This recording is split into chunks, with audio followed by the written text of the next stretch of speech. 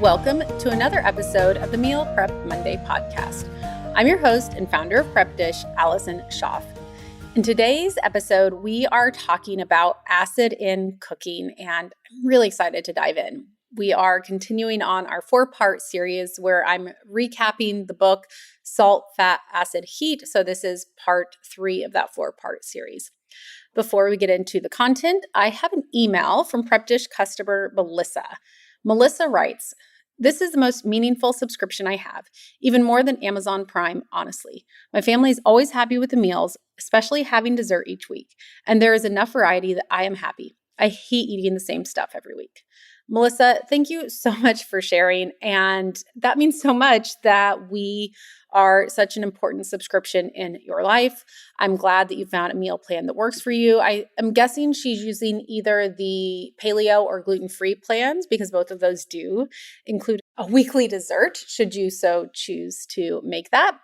If you have not tried our meal plans and would like to see if it could be a meaningful subscription in your life, we have a 2-week free trial set up at prepdish.com/MPM, short for Meal Prep Monday. That link is always going to be in the show notes as well. So if you want to give us a try, that's the best way to see if the meal plans are a fit for you and your family.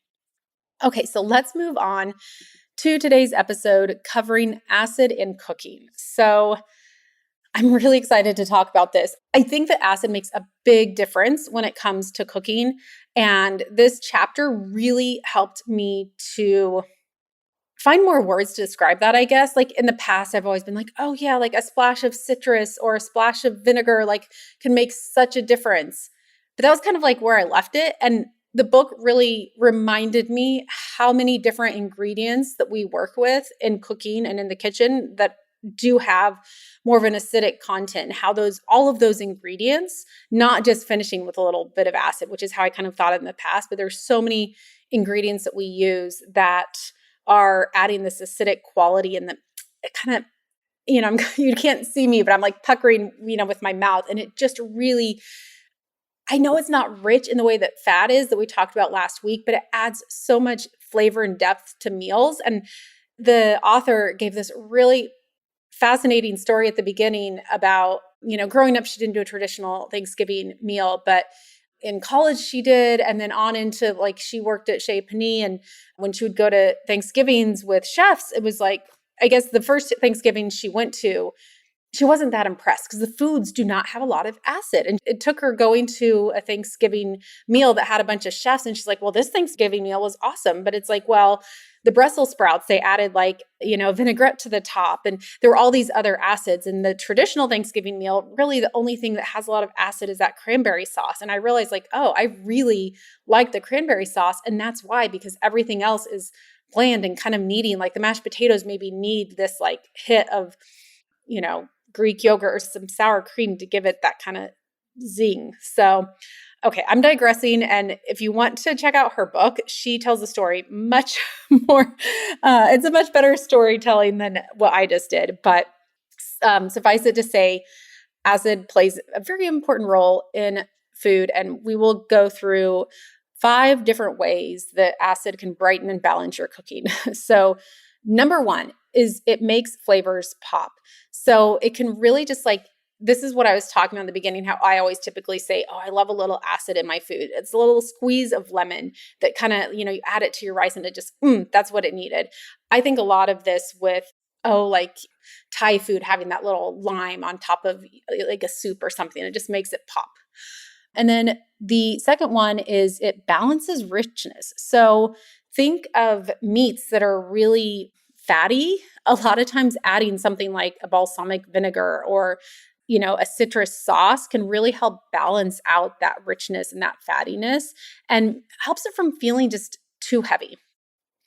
And then number 3 is it just creates contrast. So for example, think of adding pickles to meals. And I've really lately been trying to add more ferments to our meals. I found the kids really like it. And I think this is partly why, right? Because it kind of gives this contrast to the other dishes, especially on those meals where it's lunch and I'm just kind of throwing together some things to get it on the table and it's not a particularly interesting, flavorful meal. I'm not having all my meals be just wow, So on those meals, when I'm including like a sauerkraut or something, I found that everyone kind of gravitates toward that. And now after reading this chapter, I'm like, I think this might be why.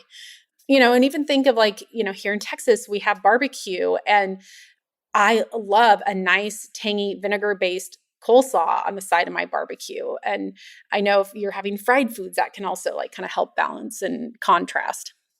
And then the other thing to keep in mind, so number 4 is just there's going to be a variance in flavor and intensities. So one thing I was surprised about in reading the book, she gives this list of all the different acids that we have in cooking. And I was surprised in reading that list how many of those items are like my favorite foods. It's like everything. It's like cocoa or chocolate. And I think she even included teas and wines and tomatoes and vinegar and olives and ferments and yogurt. I love yogurt. And then all of the cheeses are like those tangier, like goat cheese and feta. And if you use the Prep Dish meal plans, you will learn really quickly that both myself and our recipe creator, who's also a dietitian, we have similar taste, and it's worked out nicely. And we both love kind of those tangy, zesty cheeses like goat cheese crumbles or like a sheep's milk feta. And those are an acid. Those are adding that. And that's why a lot of times we add them to our salads, is because they add this nice, flavor and intensity that the salad would otherwise not have. So yeah, there's just kind of this wide range, and it's not always adding it as like this finishing touch. Sometimes it's, adding it into the mix, like adding it into a grain salad, like having some feta mixed into a quinoa salad to give it that zing. And then number 5 is there is kind of this secret to layering in the acid to create like more of a deeper flavor. So think of a soup. And actually, I think she gives an example in the story of she had this carrot soup and she took it to the chef because she was working in a kitchen, and he was like, oh yeah, add a tablespoon of vinegar. And she's like, what? No, I'm not. So she took a little bit, which we learned, I think in 1 or 2 episodes back, if you're going to add something, you can always take 1 spoonful and add a little bit just to make sure it's going to work before you add it to the entire thing. So she takes a spoonful of that soup and adds just like a drop of vinegar and was like, oh my goodness, it works. Like, it's not like this puckery vinegar taste. It just really adds this kind of depth and brightness that it didn't have before, and really kind of helps layer it in. So there's so many places, and not just in soups, but just think through any like a pasta sauce, or when you're doing a crock pot meal or a braise, like all of those things can be enhanced by layering in. So I think a lot of times like of adding, crushed tomatoes, this is kind of like, adding in this layer of acid. So there's different ways to incorporate it at different stages of cooking. So you can do it beginning, middle, end, like all the different places. Be thinking of how to add that brightness and that acid to help kind of balance everything out. Okay, so those are my 5 takeaways on the acid chapter. Again, if you don't have the book, I do recommend picking up a copy. It's written really well, and it's not all resources and instruction. There's also this nice narrative, and kind of there's some sections that read more like almost like a memoir or something. It's a nice read. So, but hopefully you are finding this interesting. I am really enjoying taking a dive into these 4 different aspects of cooking and being in the kitchen. A reminder before I close out for today that if you have not left a rating or review, or if you have not shared our podcast with a friend, I would just so appreciate it. It just helps us to spread the word about the podcast and add on some listeners. And that would just really mean the world to me. And yeah, if you wanted to try the 2-week free trial, that's at prepdish.com/MPM. You'll get access to all of our different types of meal plans. You can try them out for 2 weeks and just see how it works in your family. Okay, that's all I have for this week. I will be back again next Monday with another episode.